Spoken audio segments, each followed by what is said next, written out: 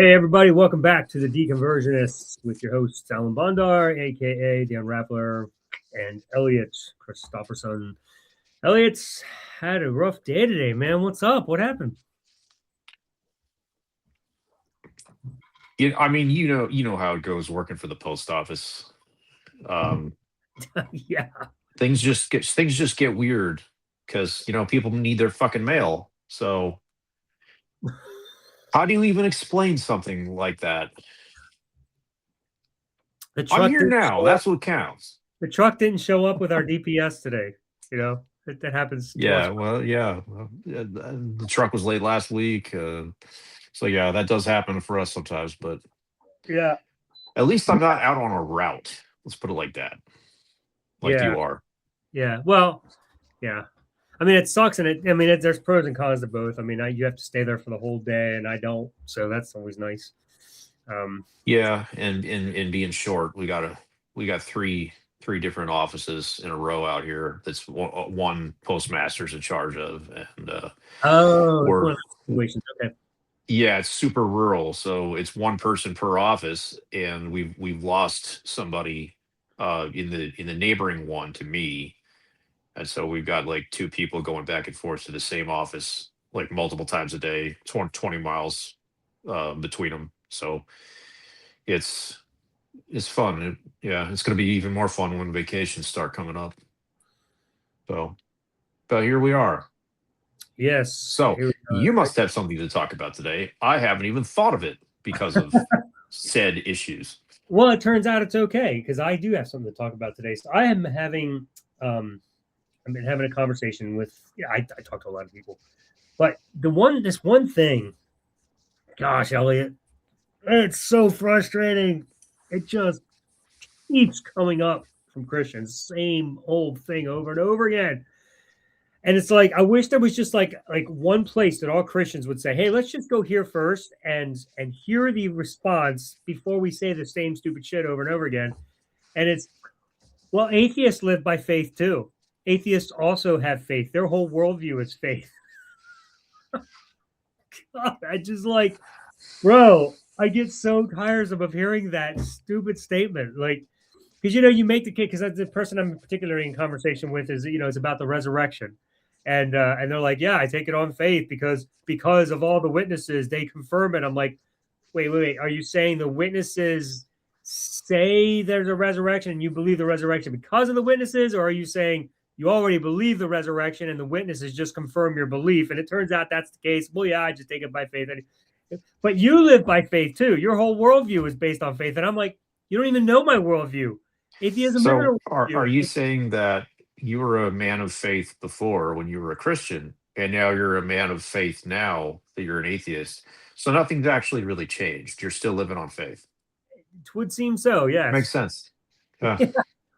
But it's always like atheism's a worldview and your whole worldview is based on faith. And I'm like, I, gosh, dude, I can't, like, and it's repetitive. Like, you get to a point where just like you're saying the same shit over and over and over again. And it's just like, I don't know how Well, many how times. do they ever come back with a response after you've corrected them? Mm. Well, I mean, you get to a certain point where eventually they just disappear because I don't think they have anything to say after that. Um, but a lot of times they will respond. So, like, all right, so I'll you know what I'll do? Let's go to the conversation. Let me pop it up here. Hang on. Let's go right to it. Well, Oh, this is convenient because I'm also in a long, like 2 month long, protracted conversation privately with a Christian. So we can compare our current um, arguments and responses, perfect. because mine is Let's mine's slightly different. It's not the faith argument, but it's always the same. You can make a list of probably 10 different Christian arguments, and just put them on repeat. We're gonna share my screen here. Okay, so I had this is my beautiful picture of me looking like I'm going blind. All right, so this was my recent thing that I posted: the psychology of salvation, why being saved feels so real. You can see my screen, right? Barely. It's Oh, small for me, but is it? Let's see here. Oh, yeah, I guess that's the biggest I can make it. no, it's fine. It's fine. We'll work with it. Okay, I can probably enlarge this here. Let's see. Oops, too big. How's that? Does that look better? That's better. Yeah. All right, so I enlarged it. All right, so yeah, this is my thing. Where am I at? All right, well, anyway, my episode disappeared. Here it is. Psychology of Salvation, Why Being Saved Feels So Real. All right. It's part of my Revelation series. So this guy comes on, he says, could it be that faith feels so real because it's real? So and then let's see. This is all out of order. Hang on a second. How do I get this in order? Sorted by new. That might work. Oh, sort by. Thank you. All right. So let's see if I can. Yes, I'm very organized right this minute. Well, I mean, you didn't plan for this, so it's fun. No. Okay, perfect. So let's just expand this. All right. So could it be that because it feels so real? I said I was saved too, and it felt real, but I'm an atheist now. How can I know when it's real and when it's not? Salvation isn't based on feelings, but faith in Jesus' historical life, death, and resurrection. Well, I mean, already we're running to a problem here. So I said, Yeah. how do I have faith in something when I don't think faith is a reliable method for determining truth? The response is faith isn't a method for determining truth. It's trust in God and trusting eyewitness accounts called the Gospels. Do you know that your current worldview is correct, or do you trust that it is so? So I responded, have you spoken with these eyewitnesses to verify the story? I don't think we can. For starters, I don't think they're alive anymore. But worse, I don't know how you can know that they actually saw what the story claims they saw. If you were tried for murder, would you be okay with the jury just taking it on the testimony of witnesses that they claim they saw you do? Witnesses that the prosecuting attorney just said so, even without even being able to have them testify themselves because they were all dead? Do you really think that's good evidence? The response, eyewitness testimony is a valid method to determine the truth in court. It doesn't matter, are they alive or dead, because their eyewitness report is the determining factor. If Jesus didn't rise from the dead, then what happened? You have to give me a coherent answer which takes into account all the factors surrounding the resurrection. I haven't heard a convincing one yet. How can you be sure your worldview is truth? People just claim it is. So first of all, you see that he's hearing this. Yeah, we've got a lot to respond to so far. Right. He's already assuming the resurrection. The resurrection just happened. That's just it. Well, it's worse than that. He immediately switches from faith to trust. So he tells you have to have faith, and then he tells you to trust eyewitnesses. Correct, because this is a common misconception in theists. They think that trust and faith are the same thing. I honestly don't think that they do. I think they interchange it when it works for them on accident. I think it's unintentional because they know that faith doesn't work. So they do. I believe this is called equivocation, which is to start with something and then change it midway to something else. Because you can't use the premise you started with, so you just kind of use this magic trick to change it to, oh, now we're talking about trust. So you want to trust eyewitnesses, and then he says that that eyewitness testimony is valid in a court of law. This has been a problem for a very long time, and only in the modern era here we have gone away from this because we've proven through countless studies that eyewitness testimony is the least reliable form of evidence. Right. We use it last. And I don't believe that today you're able to convict somebody solely based on eyewitness testimony, because we've had so many people that have gone to death row and then were later exonerated. And the only thing that put them on death row was eyewitness testimony. Right. It's widely acknowledged now that this is the worst possible form of evidence. It is, and it's on the way out.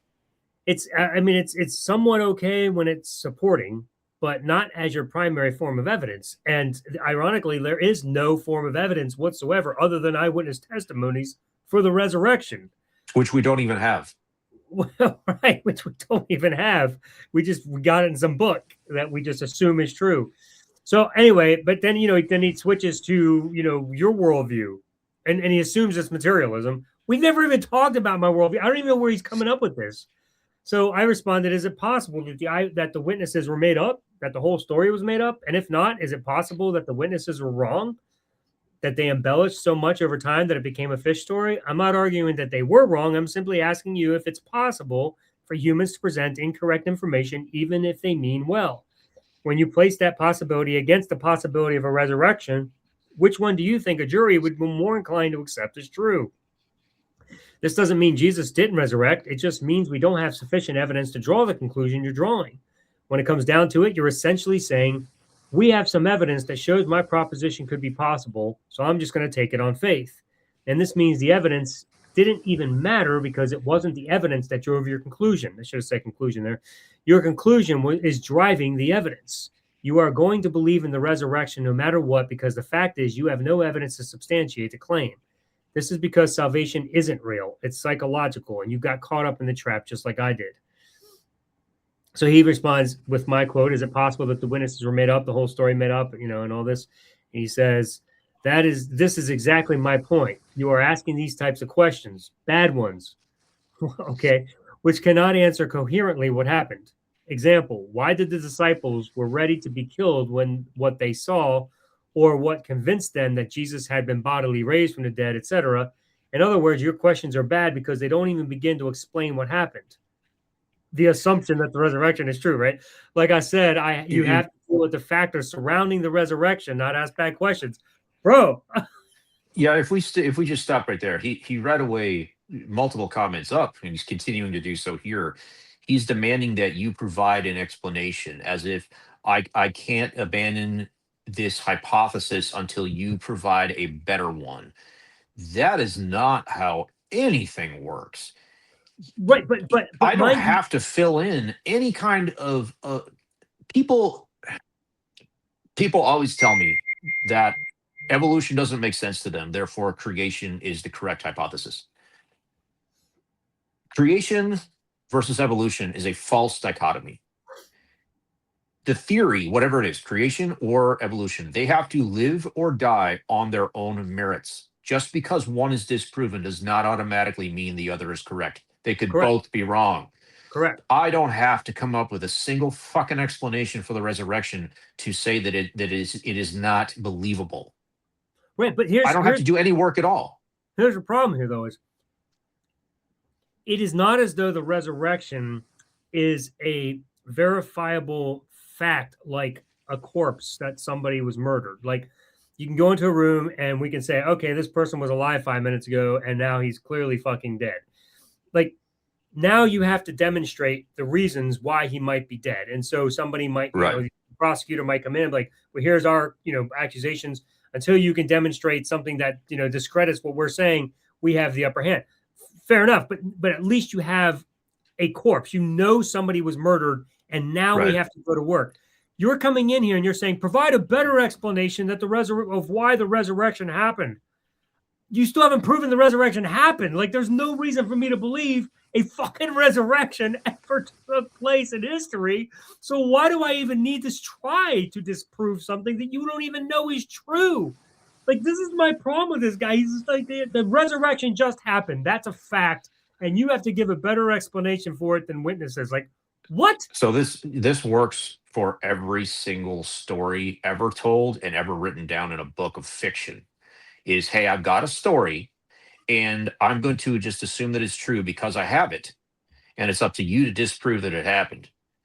All you have is a fucking story. The Bible is not the evidence. The Bible is the claim. You have Right. to prove the claim. They can't prove the claim because the story of the resurrection of Jesus is trapped inside of a book from a very long time ago. There is no way you can prove this. We will never come up with a method to demonstrate that this is true, and you will never come up with any evidence whatsoever that this is a true story. It's impossible. It's trapped in history. It's trapped in a claim. That's all you've got is the book. And furthermore, this is really important for any Christians who happen to be watching. Very, very important here. There is not a single eyewitness testimony to the resurrection in the Bible. No one claims that they are an eyewitness writing down what they personally saw. None of them. Matthew, Mark, Luke, and John, none of them are written in the first person. None of them claim that this is my testimony of what I saw. Paul was not there. He did not witness the resurrection. He came into the story later. There is not a single fucking eyewitness report. The claim about 500 witnesses, not a single one of them wrote anything down or testified or told anybody anything. They simply exist in a story. All we have are four stories and Paul. We have five stories, and none of the stories say, this is what I saw. Here's my signature. I am test. Raise your right hand. I testify that this happened and I saw it. None of it. Correct. And You have nothing. what makes it worse even is that even if you did have the living testimony of these people who supposedly like if they were somehow alive today and they were like, yeah, we saw Jesus killed, and then like a few days later we saw him walking around, I would still be like, wait a second. So you mean you didn't actually see the moment he rose from the dead? You didn't see him die and rise. You're just saying you saw him on a cross and you saw him put in a tomb, and then 3 days later you just saw him walking around. Like, I'm not saying that's not good, but I'm saying nobody actually was present to see the event itself. So could there be other possible explanations that we would have to consider and pull into play? Because your eyewitness testimony is we saw this and we saw that, but we weren't actually there to see this, to see this light and the angels, pulling the stone away and him, stepping. Nobody saw that. Nobody saw that, even in the testimonies of the Bible. Just to see some dude walking around. Maybe it was his fucking twin brother. I mean, like, seriously, like, I don't know if you ever saw there was a movie, I can't remember what it was called, with a magician. I don't remember if it was Joaquin Phoenix or who was it. Anyway, it was It was called the Prestige, I believe. That's it. And it turns out he had a twin brother, right? And nobody knew it. Nobody knew it for years. And then they finally came out with it. Maybe it was his twin brother. Like, we just don't know because you weren't fucking there to see the thing happen. So yeah, what was interesting about that movie is it was two different magicians who were competing with each other for the same magic trick. And in the end, when the two tricks are revealed of the methods used, one of them was using the most simple explanation possible. He had a double. He had a twin brother. The other guy was actually using some pretty high-end wild witchcraft type magic to actually duplicate himself, to make it look like he had teleported to another location. That's a kind of a good analogy for religion. You have two explanations. One is that it's just a story, or it's just a magic trick, or it's just an illusion, and the other is the most wild, insane, you know, uh, God did it, miraculous, hypothesis. Like, which is more likely? It's never going to be the guy who has a magic machine that duplicates himself. It's going to be that the guy just had a twin brother. right. So whatever hypothesis I can come up with to try to explain the resurrection, which I don't even have to do, Right. and I'll never be able to have the correct one in the end anyway, because there is going to be, it's not a magic trick where there's a great reveal at the end that shows you which is the actual truth. So we're all just guessing and making this up. But any possible explanation that I can come up with, like Jesus' body was stolen, or the apostles had hallucinations, or Jesus never died in the first place, or Jesus had a twin brother. Any one of those are natural explanations that are always going to be more likely than a fucking miracle from an invisible being. Yes. Also, what's going to be unlikely is that we're even proving a fucking resurrection. Yeah. Well, we don't even know that we don't even know that there was a guy who anyone claims to have risen from the dead. We just have four stories. Dude, it's like when you go into a story that begins with the idea of, hey, and somebody was raised from the dead. I mean, just saying, like, it's a good indicator that you step back and you be like, oh, what we're dealing with here is fiction, right? I mean, it's just like, because that shit doesn't happen in real life. Like, why are we assuming this story is true instead of assuming this is fiction? Like, where did we get this idea that this was true? Especially when the story or the account, whatever you want to call it, the book, especially when it was written in a time 2,000 years ago, in a place and a time where miracle stories were everywhere. People were witnessing all kinds of bullshit and claiming that it really happened. A time of great superstition. You would have enough trouble today writing that story or giving an account of a supernatural um, event and trying to pass that off in such a way that people would believe it. it Imagine us today trying to believe something that happened 2000, a story from 2000 years ago. And we don't have the same type of cultural superstitions today, Hmm. so we don't suffer from that. So if somebody makes a claim that something miraculous happened, they would actually be little more believable today that maybe it actually occurred, because we don't live in a time with of such bullshit, obvious bullshit.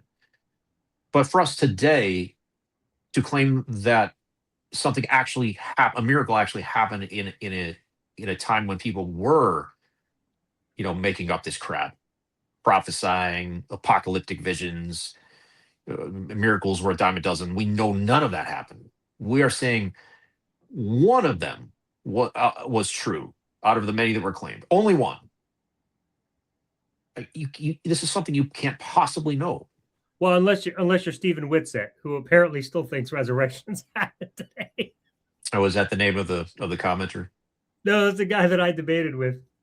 Oh, old Stephen Wissick. Okay, that dude. Yeah. Resurrections still happen today. So do miracles of blindness being healed. That debate said a lot more about his personal psychology, what's going on inside his brain, than it did about any of the topics that we're talked about.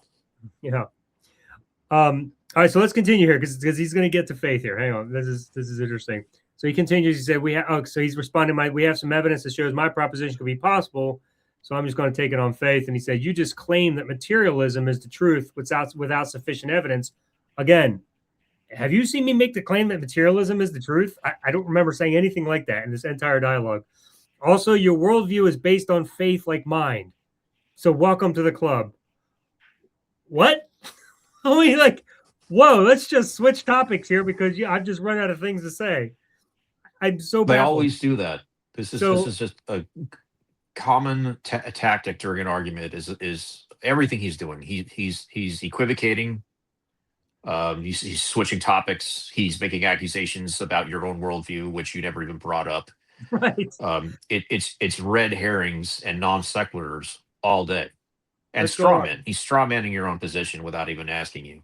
Totally, absolutely. Let's go on. I said, you don't know what my worldview is. We haven't discussed it at all.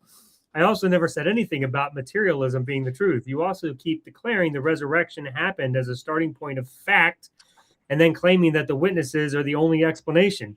You have to verify that a resurrection actually happened first before you assume it as a fact. And you have not done that. He responds, my point hasn't been to prove that my worldview is correct, rather to show that also your worldview is based on faith. And you also take for granted that you're granted your claims about reality. Skeptics have tried to come up with explanations of what started the resurrection faith, but I haven't heard a convincing alternative which takes all the factors surrounding the resurrection into account. Will you be the first one? My response, first of all, how can you know that my worldview is based on faith when you do not know what my worldview is? I can assure you it's not based on faith. Do you want to know what a belief based on faith looks like? It says the resurrection happened. Trust me. Nobody can prove it didn't. Therefore, it did.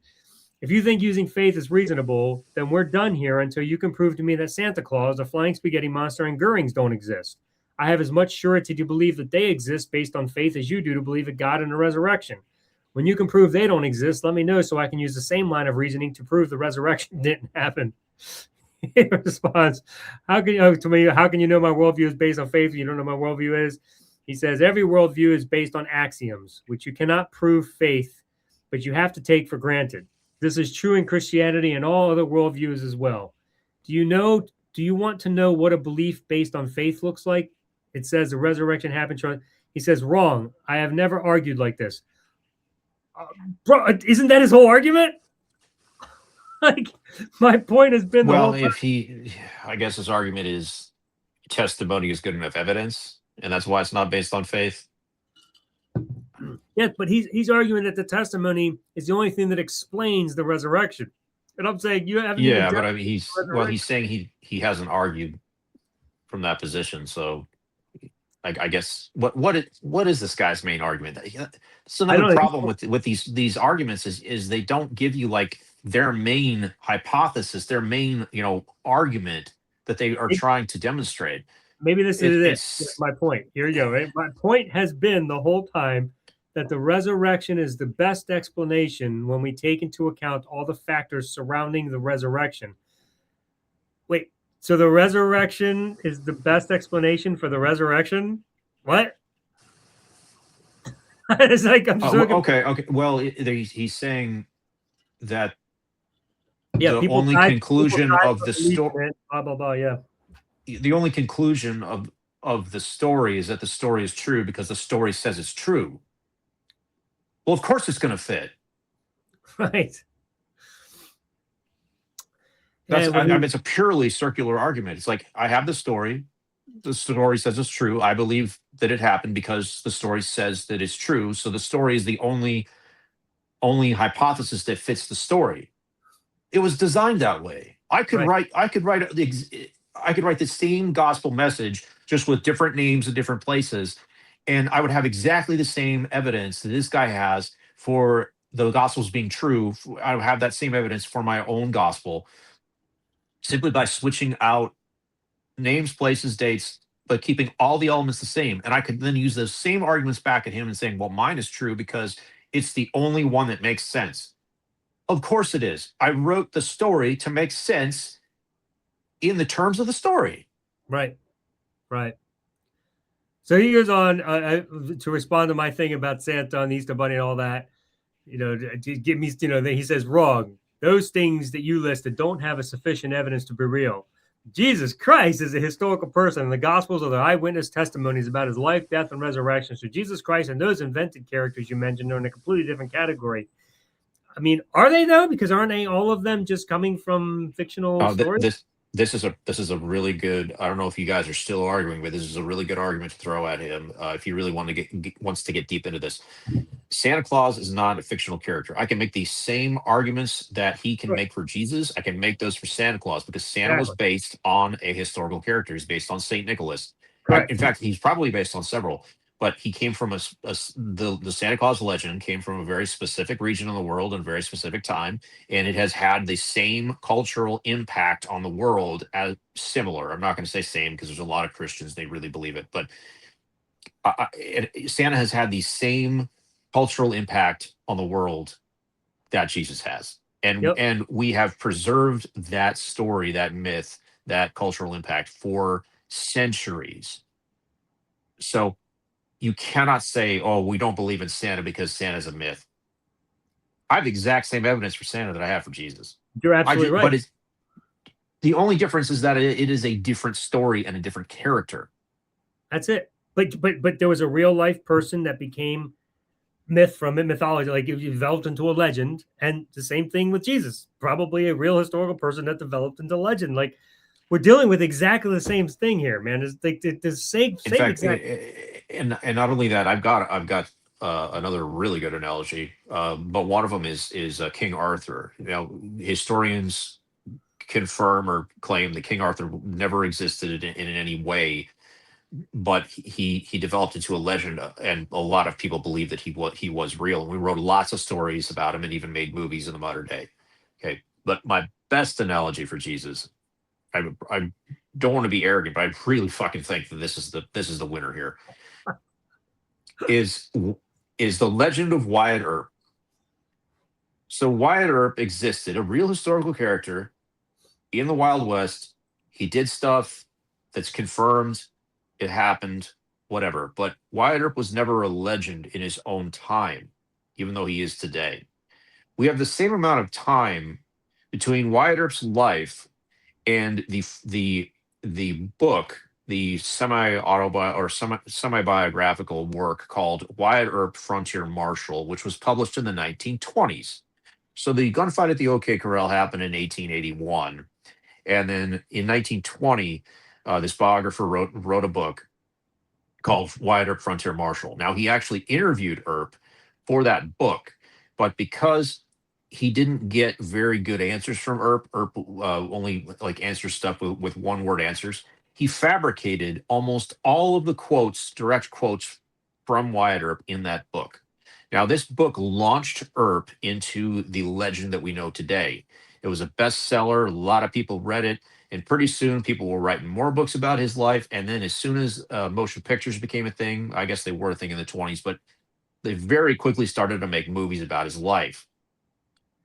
And all of it, everything we have today, this cultural phenomenon. I mean, how many of us remember Tombstone in 1993 and then the movie Wyatt Earp in 1994 that followed it? So many movies have been made about Wyatt Earp's life. Dude, And and it's almost. don't forget about the TV show called Winona Earp, which was based on his story, his daughter, and then she finds it Exactly. like the ghost story and all this kind of stuff. There's more Yeah, like I mean, well, there's been. I looked it up at the time because I wrote a short essay on this topic, but there's been just so much media attention. This guy went from being a historical character that nobody noticed to in within 100 years becoming a cultural phenomenon, and all of it was based on a fucking lie in that fake biography called Wyatt Earp Frontier Marshal. Just like the Gospels, we have all these claims of what Jesus said, and we have absolutely no idea if they're actually true. And in Wyatt Earp Frontier Marshal, we got all these quotes from Earp, and we know none of them are true because the time scales are a little bit better here. Like, it's more recent. We have the truth. It's been uncovered. But if you fast forward another few hundred years, and the revisionist history that's very unpopular. Like, I don't know how many people even know any of this. Very small number of the population. All they know is what they've seen in the movies. But if we go forward enough, we might totally erase the actual truth, and all we're going to know are the movies. And it's a cultural phenomenon that's actually gotten bigger faster than Jesus did in the first and second century. So it's a perfect one-to-one like absolutely, analogy here. man, absolutely. And then you got Abraham Lincoln, vampire hunter. I mean, like the parallels are all over the place, but for some reason, But the fact is, you can create a legend from a single fucking book, yep, and then immediately it becomes so popular that yep, the whole country knows the lie. yep, And the thing about that, which is even more ironic, is Wyatt Earp wasn't even dead when that book first came out. He might have died like the next year or something, but like we still had the guy. He hadn't died yet, so we could theoretically have interviewed him. right. But you can become a legend in your own time, and it could be totally based on a lie. You know, the other problem with he's talking about the witnesses, right? And people love to talk about the people. They're all willing to die for the faith. How would so many people be willing to be martyred for this if it wasn't true? Well, part of the problem with that is not only is the legend of Jesus what it became, but it would appear that all of those deaths were also legend because we have no evidence to verify that anybody actually did fucking die for this story. It's all made up. It's all part of the larger story. So how do you even know that there were any martyrs for this? We don't know. We Well, have no idea. It's all legend. we actually have less evidence for the martyrdom of the apostles than we have for the resurrection. Yeah, I mean, figure that one out. Like, we have nothing. And Nobody yet the wrote evidence any for the accounts. martyrs, yeah, and yet the evidence for the martyrs is what proves the resurrection. Yeah, we've got four gospel accounts, and then we got the writings of Paul. We have zero writings or firsthand accounts or written record or anything about how the apostles died. Right. It's Well, we just got the it was Posture just Book of made up. Martyrs. Apparently, As all far it as is. we know, it was made up out of thin air to prove something. That's yeah, yeah. Let's keep going. We're almost done here because I just want to get to the end of this. So he says wrong. Those things have sufficient evidence. Okay, we already talked about that. He says, in all honesty, your arguments against the resurrection are outdated atheistic rhetoric from the era of new atheism movement, which has died out. Maybe you should also move on. So I responded, how do I have faith in something when I don't think faith is a reliable method for determining truth? Faith isn't a method for determining truth. It's trust in God. There you go. twisting it, and trusting eyewitness accounts called the Gospels. Do you know that your current worldview is correct, or do you just trust that it is so? So I said, have you spoken? I think a lot of this is out of order, but anyway, have you spoken with these eyewitnesses to verify the story? I don't think we can. For starters, I don't think they're alive. Okay, I think I don't know what's going on here, Well, but we're YouTube with its comment selection is very problematic because if you don't click newest, you won't see some of the comments. They kind of filter it out. But if you do click newest or sort by newest, you're going to be missing some stuff as well. So it's never yeah, accurate. They really yeah. have to fix this. It doesn't sound like we're actually interacting anymore as we're talking past each other because yeah, it's not in order. So Well, it um, would be predictable to talk past each other, though. That's for sure. yeah. Anyways, no point in going any further because I think it's all out of order now. But anyway, I think we got the point. Um, but Yeah, yeah, I'll jump on there myself and see if I can do it join the because I so conversation, get something out of them. do your analogies thing. That would be great because I would love to see him dialogue with you further. Because I don't know, dude. I'm like throwing my arms up because I mean, as soon as somebody comes in and says you just live by faith, you have faith too, and I'm just like, I don't even know what that means. Like I don't actually do that. That's so frustrating over and over. And then the whole I don't have enough faith to be an atheist thing. That just drives me nuts. I, well, your retort to that would be you don't have enough faith to be an atheist, but you also don't have enough courage to be an atheist either. Yeah, I don't yeah. have But enough faith to that be a comment, Christian because if you just compare the list of things you have to believe and accept on faith in to be a Christian versus to be an atheist, there's not much of a comparison. And well, these the people are irony so dishonest. that comment is so ridiculous because it's a condemnation of faith. I don't have faith. Right. I don't have faith to be an atheist. You're condemning faith, and then you turn around and you claim faith is good. Like, which is it? Like, am I stupid for having faith, or are So you stupid for having faith? Like, which is it? I forget who said it. It might be Richard Dawkins or one of the famous guys said it, but or no, I think it was a physicist. Anyway, he said, "Just grant me a single miracle, and I can get us to where we are today, as far as the universe goes. Grant the single miracle that the Big Bang happened, and everything else is explained by science. Everything. But for the Christian, you have to grant them miracles on a regular daily basis to get to where we are today with if Christianity were true. So if I were to choose between a single miracle and 1,000 miracles, the one that takes less faith is going to be the atheist position that only needs a single miracle, which is we exist and we're here. But everything else can be explained. Just because we can't explain the Big Bang or what happened before that does not give you license to accept this supposed alternative, which isn't really an alternative because it has to be explained on its own. So I'm actually in the process of writing another book about this very topic. It's going to be called "Inside the Mind of a Christian," Yeah, all right. and it's basically my frustrations of what we're dealing with right now with these conversations that I've had so many of them, and I'm sure you have too, that you start to notice patterns that just do not change. And so I'm using myself, I try to put myself back in my shoes as a Christian and remember my thought processes and then measure that against these stereotypes that I see every time I have a conversation and build some profiles on what goes on inside the Christian mind and the best ways to deal with it, like the best intervention strategies of how to maybe get through to them. I'm talking to a guy right now privately. We've been talking for over 2 months. He initially, without knowing anything about me, he starts to witness to me on social media, giving me the most basic fucking version of the gospel, thinking that, I've never heard it before. And he immediately, when I start to ask questions, wants to take it to a private conversation. So I obliged him, and well, I mean, you find out real quick you're not talking to some random guy in the street that hasn't ever heard the gospel. I've fucking been to Bible college and I've been doing this shit for 8 years now.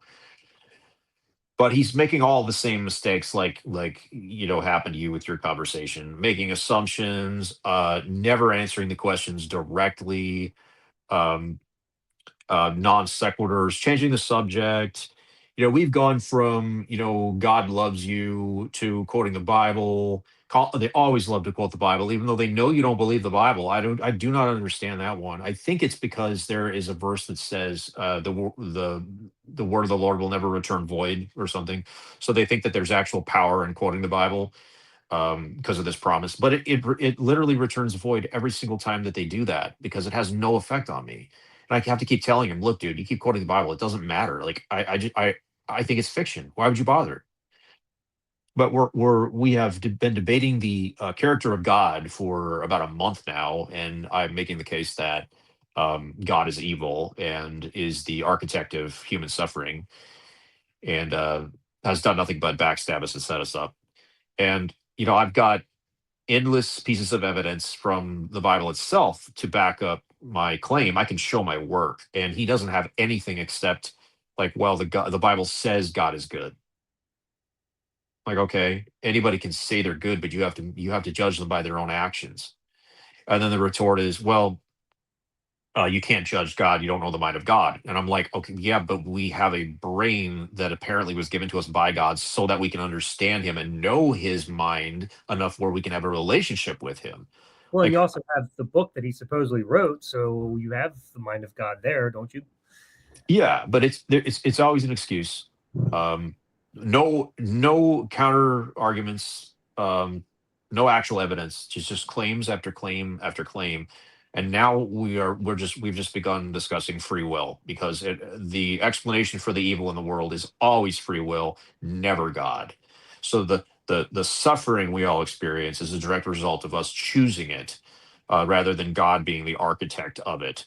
And so I'm about to give my counter argument that is free will good? It came from God. It must be good. Why would God give something that would lead to sin? Is there free will in heaven? Clearly not, because you can't choose sin in heaven. So free will must not be good. So why is God giving something that's clearly evil? Um, but we'll see how that goes. But Yeah. anyway, these conversations never end. They always come, but the individual conversations do end.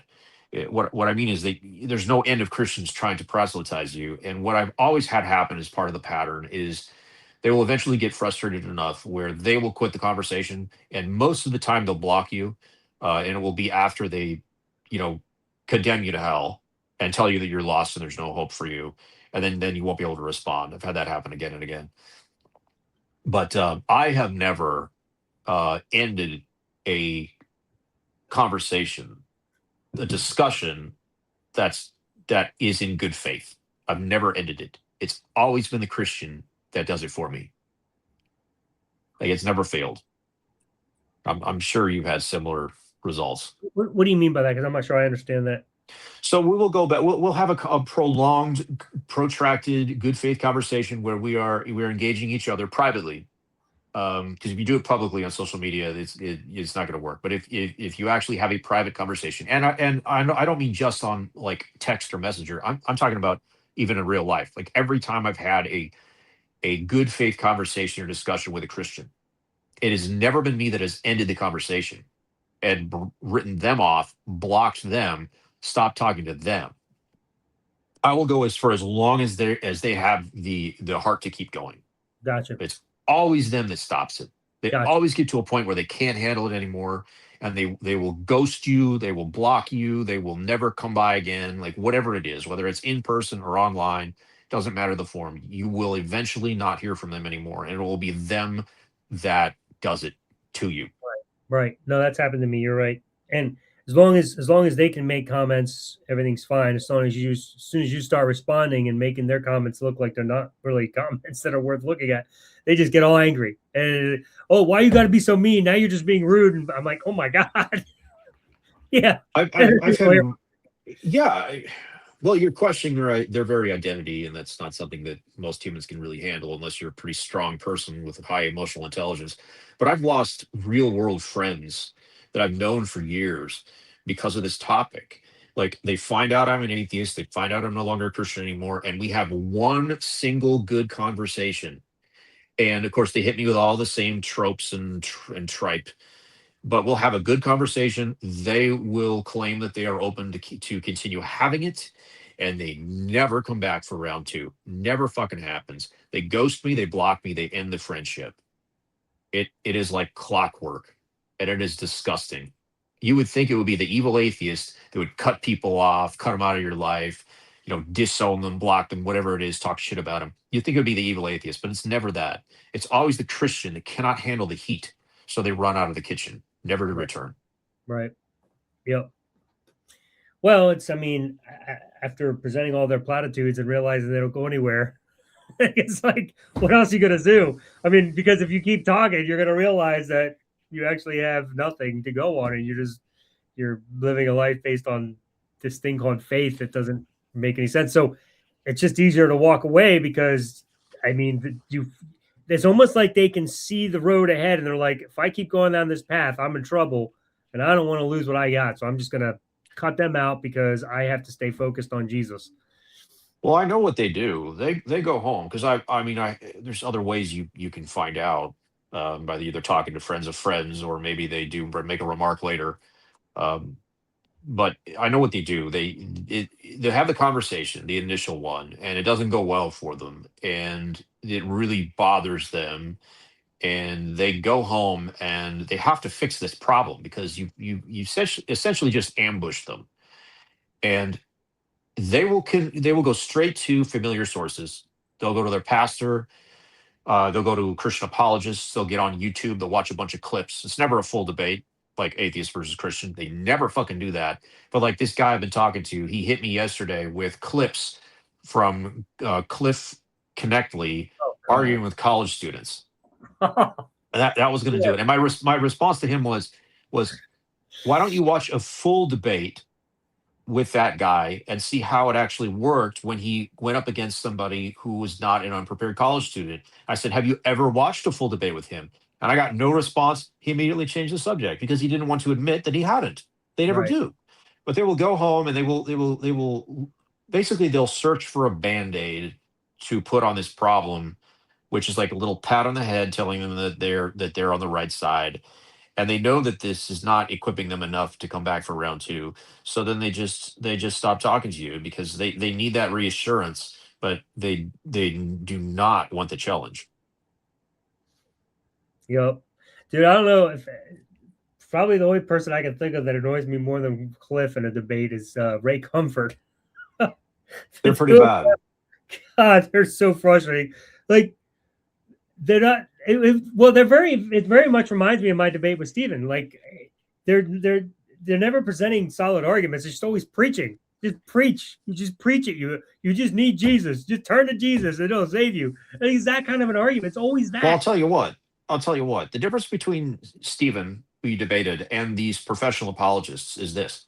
I'm going to judge their character, but I don't give a fuck because we get our character judged all the time as well. So fair is fair. All right. The difference between the guy you debated and these guys is that these professional apologists know they're fucking wrong. They know what the truth is because they do this for a living and they are fully informed on what all the evidence and all the arguments are. And they are manipulators. Their whole grift, because they are making way more money off of this than any atheist is making off of doing this, for sure. These guys make a fortune. And they're all heads of different apologetics organizations, so they're making a shitload of money. They are lying to you. They know they're wrong. The difference between them and Stephen is Stephen might not know he's wrong. He hasn't gone deep into this stuff very far at all. Right. He believes that he's fighting the good fight, and that if he preaches at you, something will get through. That's the difference. One might be honest. The other is a fucking liar. Yeah. No, I hear that. Yeah, when you've done this enough times and you've gone up against these like guys like Dillahunty or Sam Harris or especially the late Hitchens, I don't know how you can continue to repeat the same bullshit over and over and over again, knowing that it's just wrong. It's knowing that by the end of every debate, you can't sufficiently continue to present the argument that you thought you came with. You just resort to preaching. Like Well, every closing argument from every one of these theists, including William Lane Craig, every closing argument is a fucking gospel message. It's so irritating because it's like, are you here to debate or are you here to just preach at me? Because that's what it always ends up being. Well, we didn't get anywhere with this, so I'm just going to tell you about Jesus. And if you just repent, you can have a life like me. Like that's what they always end. And I'm just like, what is that? That's not a closing argument. I mean, we know that they know that they're liars because we have got a perfect it's not an analogy, but like a perfect mirror on the side of political commentary.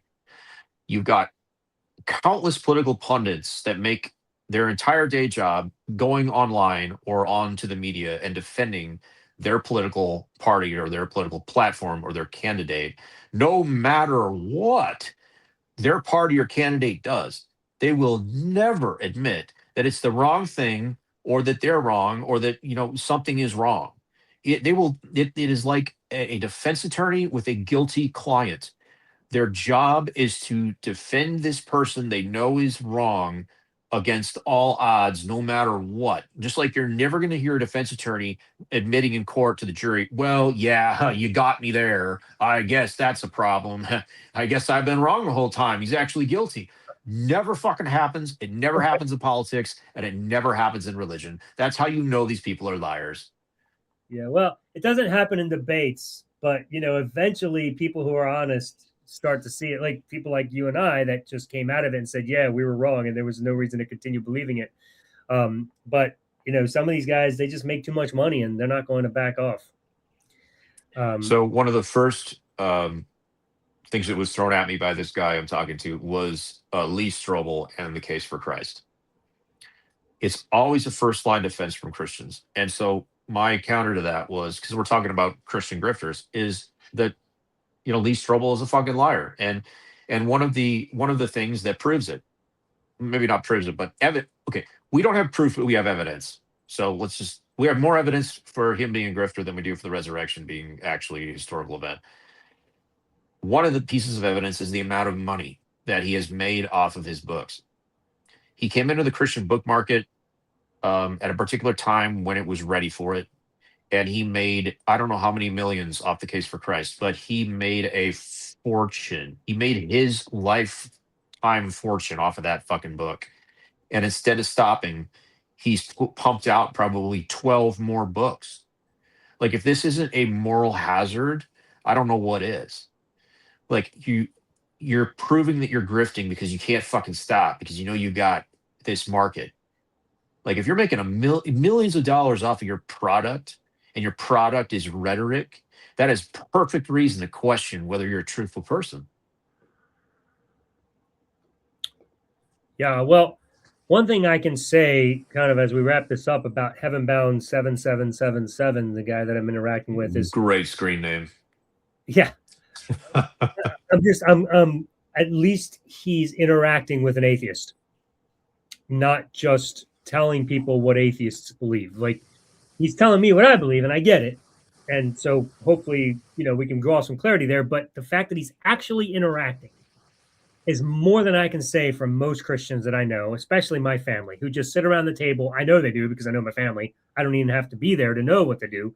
All the talk about, oh, I can't believe he would believe something like that. It's so ridiculous. It's so stupid. How do you not believe a God exists? That's so dumb. That kind of stuff. I know that's what they're saying because I've been there. But none of them are willing to talk to me about it. And it's insane. Like, all the negative talk about it, but they'll make comments about how atheists believe certain things, but it's only stuff they've heard from their pastor or from other Christians, but nothing they've actually heard from an atheist, because the stuff they say, I'm just like, I don't know any atheist that believes that. So I don't know what you're talking about. It would be nice if they would just talk to me. That would be nice. Do you actually think this, Alan? Well, that's a good question. Let's talk about that, but you don't get that from most people. So I commend Heavenbound 7777 for actually having the dialogue. I really do, and it's just refreshing as much as it is annoying, because he's regurgitating the same old stuff, but but at least he's not just regurgitating it to other Christians as if he knows shit. He's regurgitating it directly to an atheist and interacting with my responses. So that's positive. And we'll see if it keeps going or what ends up happening. But anyway, if you're watching Heaven Bound 7777, I commend you. Great job. Keep talking. So, Well, as Sam Harris famously said, we have two options, either conversation or violence. And when the conversation ends, the only alternative is to actually fight. And so it's in everyone's interests to keep the conversations going as long as humanly possible. So at least we're communicating. Because as soon as we stop communicating, like what do we have left? It's just tribal warfare. So at least there at least we're going back and forth instead of just secretly hating each other. I mean, yep. and I'll talk to any Christian for as long as they want. You know, it's always better than not talking to them. Oh, I will too. Even better, I just wish Christians would actually read an atheist book from start to finish, like Yeah, like Stop Being a Christian, or the one that I wrote and hopefully is releasing soon, because these little social media interactions where it's just you get one sentence out and then another sentence response, they don't get very far because there's a lot that needs to be unfolded in order to make sense of somebody's position. It's when you're just arguing this little minutia point of the resurrection, it's not going to go very far. I don't think right. there's a whole worldview of brainwashing going on there in his world that I need to undo, and that's why I encourage people to read the book. Because then if you've read the whole book and it still didn't work, at least we have kind of a basis to start from. Now you know what I think, and then you can criticize or whatever, because then we can talk. But these little conversations, as fun as they may be, sometimes they don't really do the job. They don't go very far. Well, unfortunately, it's been my experience. And this is one of my, I guess, rules for conversing with these people is that I never recommend them any materials, whether it's a book or an article or a website or a YouTube video, even though I have a shit ton of things that I could send them and recommend them to watch or read. My experience has been that they never do it, period. And I'm wasting my time. And so what I do instead is I'm like, okay, well, at least they're reading my comments or they're talking to me. So my best shot here to get through them is to simply use my own words and just have a conversation, because what they will do is they will hit me with 1,000 different sources, apologetics books or fucking clips of Cliff. But it's annoying because most people don't care about a source; they care about the conversation. It's true. So I'm not going to waste my time with one of their sources that I know is wrong, and they don't care about anything that I give them. So I have to rely on simply what I can bring to the table at the time in my own words, because that's all I'm being realistic. That's all I'm gonna get. That's true. And it sucks. I wish that they would care enough to read something, but Yeah. man, good Yeah. luck. Well, I know that if we say, well, they're telling us to go read this, we're probably not going to read it. But that's more so because as Christians, we read a shit ton. We know what the argument is. We have read a lot of Christian books. And I've read just about every apologetics type of book you can read, like all the different perspectives, all the different types of argument. Maybe I haven't read every author's version, but I've read every version of apologetics from somebody, usually from the original, creator of that Yeah, argument. And it just they're not convincing. So sure, I can read yet another one, but I can guarantee you it's not going to be any more right. compelling than the original guy who wrote it or anybody else who have Well, read. they would have you wasting your entire day reading their bullshit instead of just talking to you. And I get it pisses me off so much. It's like if you're able to make a case for your fucking faith that you claim to believe, you should be able to bring something to the table that convinced you or you think is convincing to me. But they just want to do this crop dusting of bullshit, like throw the case of Christ at you. Like, yeah, I'm going to invest like 2 weeks of reading this bullshit. So what? I can come back to you, say it wasn't convincing, and then you can just block me? Fuck you. Right. And so I don't want to be guilty of doing the same thing to them, where I'm like, read this, read that, because I made those mistakes when I first came out of Christianity, thinking that all I had to do was give people sources and they would be interested or they would put in the time. Like, they just don't. I know that we've both written a book and we want them to, and we should be pushing that. Um, but it's just been my experience that they just don't. I Right. don't know how to change that. Well, hopefully, as I'm trying to do, get get it published traditionally and make New York Times, because then they might read it. That's kind of why I'm going That would be that would that be a solution. that would be a solution. So that's the approach I'm trying to do, but it's an Well, uphill I climb. applaud you for trying so hard. I really do. It's not something that I have the motivation to do. So I'm glad one of us is really trying. Well, you probably are better off where you are, 'cause it's been an uphill climb. That's tough, man. Whew. The rejections, man, painful. Although I will say, I haven't gotten a single rejection. Hey, you need to work on this better or improve it. Everyone I've gotten is, this is really, really good, but it's just not in my wheelhouse, or it's not the Yeah, type of books that I publish. So I have gotten nothing but positive feedback, and I've gotten a lot of actual responses. My understanding is a lot of agents don't even respond to you if they're not going to take your work. But I've gotten a lot of responses saying this is really good, and I wish you the best, because it's very interesting, and I just don't have, it's just not my territory. So that's really good news. So I haven't had a single one come back and say this needs work. So that I can well, I honestly say mean, is very encouraging. every single author, every successful author has been rejected countless times. Yeah, So I mean, you're in good company. yeah, yep. And I There's expect a lot of luck involved. there it is, and the right person, the right time, looking for the that type of book. It's so I just got to keep working on it. But hey, in the meantime, I've been continuously making improvements on it. So by the time this the time this fucker gets published, you're gonna have the best book ever written. Let's hope Anyway, so. yeah, let's hope so. In my opinion, it will be. I hope so. Anyway, that's about it. I guess that was our rant session for today. So the moral of today's story is, stop telling atheists they have faith. It's just very fucking annoying. We just don't, dude. We just don't. And my lesson for the Christians would be, if you're going to have a conversation, ask us questions and answer the fucking questions we ask. Just a back and forth Q&A. How hard is that? Seriously, how fucking hard is that? Don't preach. I don't want to hear it. I've heard it my whole life. I've fucking heard it. I've sat through college sermons. I've gone to Bible college. I'm tired of it. Just, if I ask you a straight question, give me a straight answer. And and instead of accusing me of things, ask me, and I'll tell you the truth. Right. Yep. Yep. Don't straw man us. Don't assume you know our position. That's extremely frustrating. I don't know what's going on with my mic here. But yes, that's good. Yes, definitely have the dialogue, and I love that one. Like, if you ask a question, please answer it. Like, it's just so frustrating when you just jump to something else, just keep jumping around. Just deal with the topic we're talking about. So, all right, I guess that's it for the day. Next week, wait, see, let me remind myself. Okay, so next week we got Dan Dan Green's brother.